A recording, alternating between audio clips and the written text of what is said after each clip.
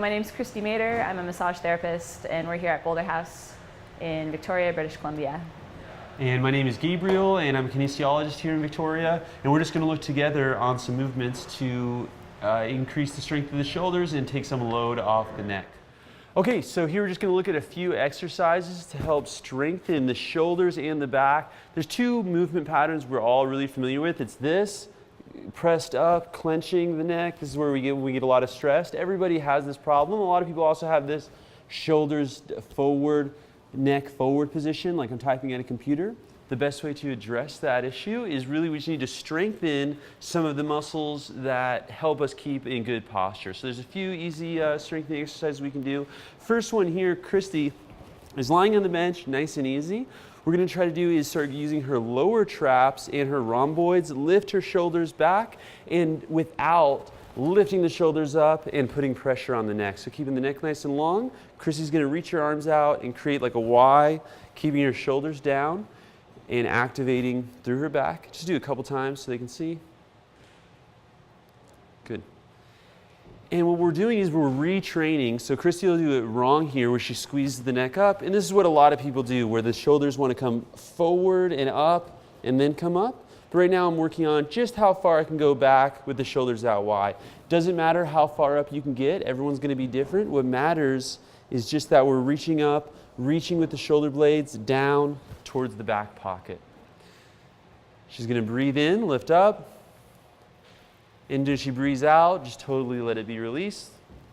Breathe in, lift up. Again, reaching the shoulder blades to the back pocket. Breathe out, release.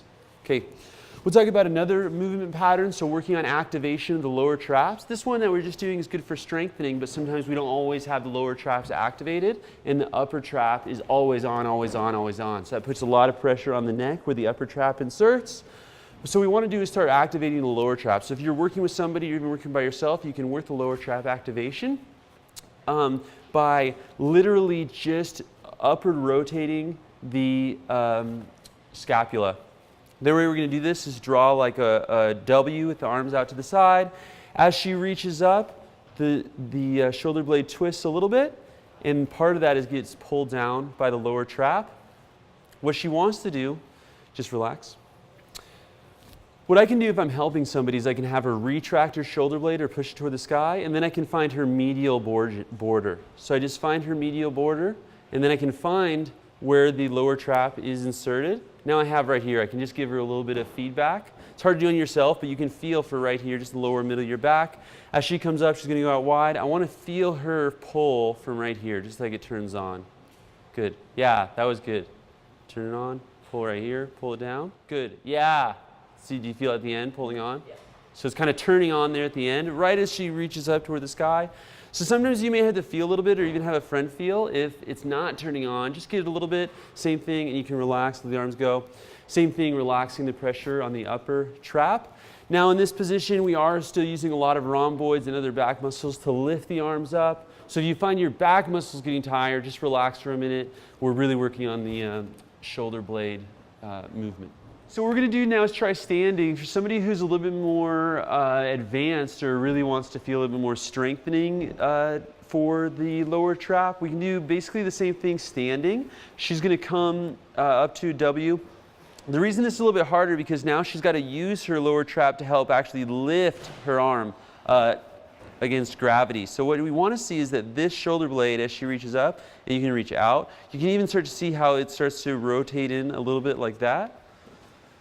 So that's what we want to see. So it's just the same thing. I just take this medial border and I'm feeling activation here. Go ahead. And it pulls. Good, good. This one, it's going to be a little bit easier to feel the more out wide we take the elbows. Again, keeping the shoulders down.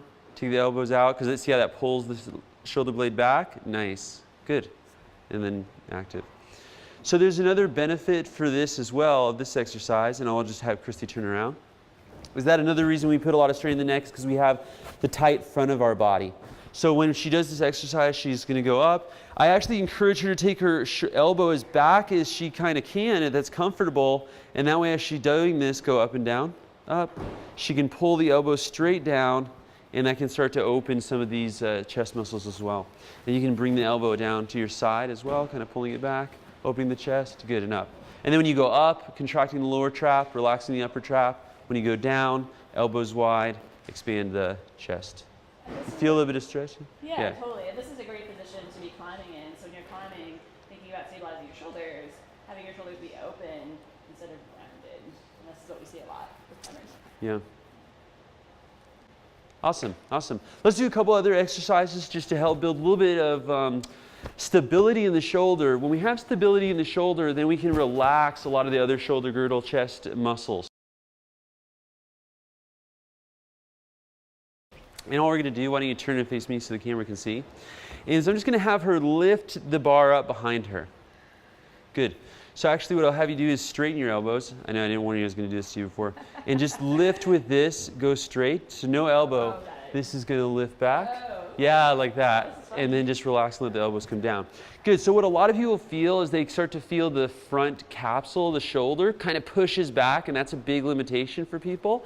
It happens a lot because we're always tight. We're sitting like this, just tightening the capsule, shortening it.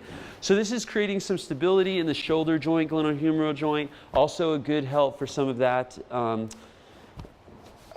pinching. Sometimes we have supraspinatus pinching, so this is going to help release some of that by loosening the joint capsule. And this is a weight, so if you do like 10 of these, you probably start to feel like some muscular effort. Yeah. But if you are starting to feel a little bit muscular effort at 10, just do, like I said, a no weighted bar. Cool? Awesome. Let's do one more. So what I want to do now is for, now this is for supraspinatus, and it's the same thing that I was just talking about with the pressure. We often have really strong delts. And especially you guys are climbers, are going to have really strong delts as well. It's really hard to strengthen supraspinatus. It's really important for strengthening the shoulder, getting stability, so that we're not always pulling on the neck, because we're always working the delt a lot of times at the same time as we do supraspinatus. But when we're in a position that's reaching down, the delt is not in a really good place to contract. So it really doesn't start to contract until I lift my arm up here. Now I have a good joint angle and I can do the delt. So what I'm going to do with the strap, and you can do it anywhere at home, I'm just going to have her step right on the strap, boom, like this, and I'm going to have this, put this in her hand. And you might be able to, you can make this harder as well. We'll start really easy. She's going to keep her shoulder down and almost just think she's going to pull this, but reach it towards the ground, out. Good. So did you see the extension that just happened in the shoulder when she did that? Good. And then relax down. So you don't want to do too much. You're going to feel that this, you all of a sudden get really strong at a certain point. About here, you start feeling like you could yank that, right? So that's like end range, because now you're starting to work delt. Delts are a lot stronger. So just reach out toward the side. Good. See how the shoulder's coming down? She's reaching out. That looks awesome.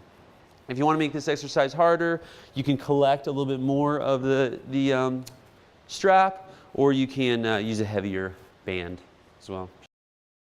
So these next two things, we're just focusing on moving the shoulder blade, and it's really important that the shoulder blade moves when you're moving your arm, and a lot of people think that the shoulder blade needs to stay still.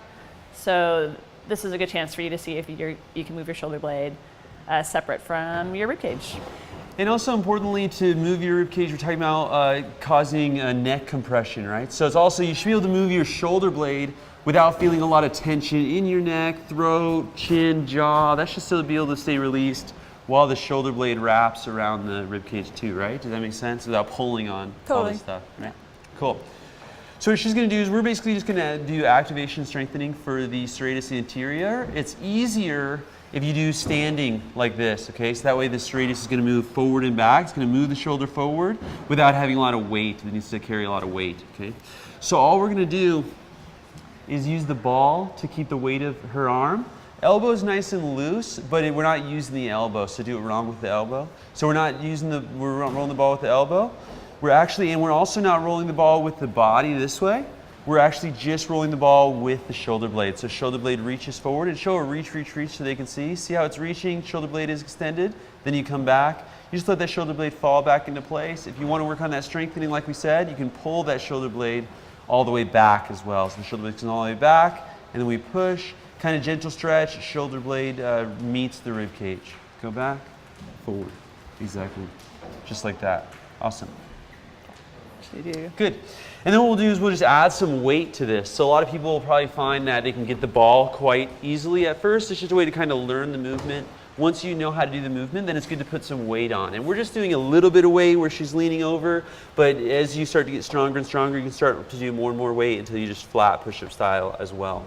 So now what she's going to do, same thing, the elbows are nice and loose, but she's not moving the elbows. She's going to let her spine go in, and then she's going to push her spine out all the way out, stretching gently across the shoulder blades. Again, letting it go, fall in and push out. This one, as she falls in, now gravity's working, so she doesn't have to think too much about the shoulder blades coming back because gravity's working. She just lets go, but she has to think push, push out, shoulder blades go down. See how the neck stays nice and long, so do it with clenching in the neck.